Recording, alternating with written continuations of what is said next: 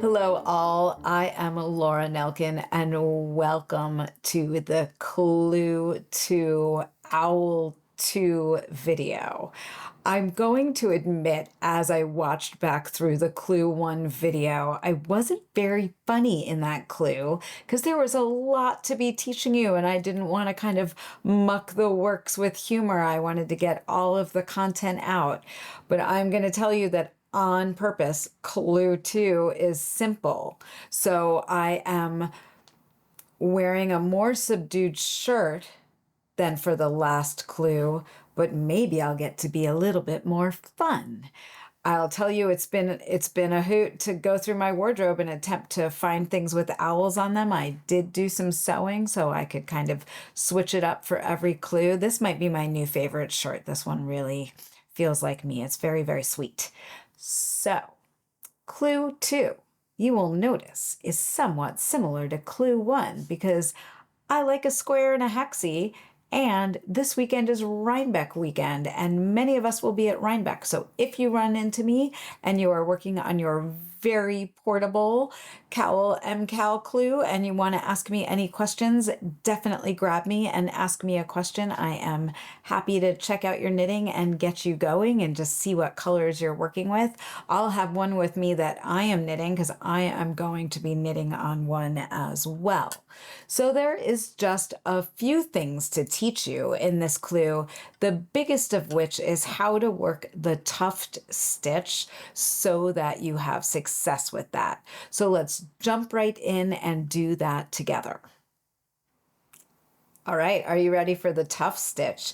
I am on round 12 on my needles. I am working on a little mini version of the square here, and I am going to be working across the first quadrant of round 12. So I'm going to knit one, and then I'm going to knit two together twice. Then I'm going to get this needle out of the way so it is not messing things up. And then I'm going to make a yarn over. And now I am going to work a big tuft. And the trick to working the tuft stitch is to pull up your stitches and make them quite large. So I'm going to be knitting one, yarn overing, in knitting one, yarn overing, knitting one into the same stitch right here. But I'm going to knit one, and I'm going to pull that stitch up quite big so that it is about almost an inch right there on my needles. And then I'm going to make a yarn over matching that length. And the trick here is to not have these stitches get smaller as you're working them, but leave them the same length. And it means you're not going to want to have a lot of tension on your working yarn when you do that. So I'm knitting one, yarn overing, knitting one, yarn overing, and I'm knitting one more time, pulling it up. And that is your tuft stitch right there. And now I'm going to make a yarn over, and then I'm going to work a slip, slip knit twice. Let's just get that needle out of the way. Slip, slip, knit. And then I am going to knit one. So you will see that you have increased stitches as you've gone ahead and, is that true? Yes. I like to make sure I'm not a liar when I'm telling you something.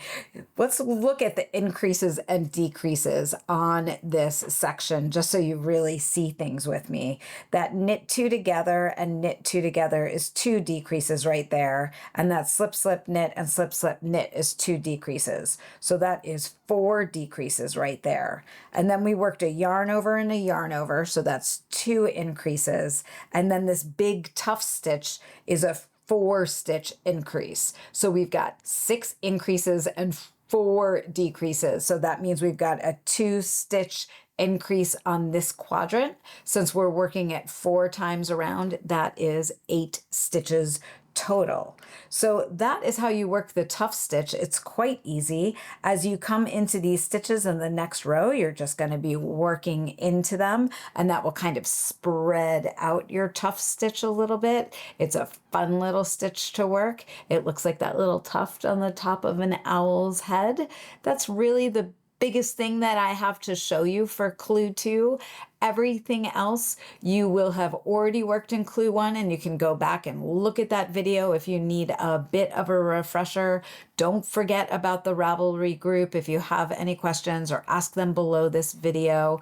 We are all cowling together. I mean, howling together, or cowling, whatever. I'll stop. You know what I mean? Go knit. Our next clue is going to drop on October 27th. That is clue number 3. And I am excited for you to see what is going to happen with that clue. Happy knitting.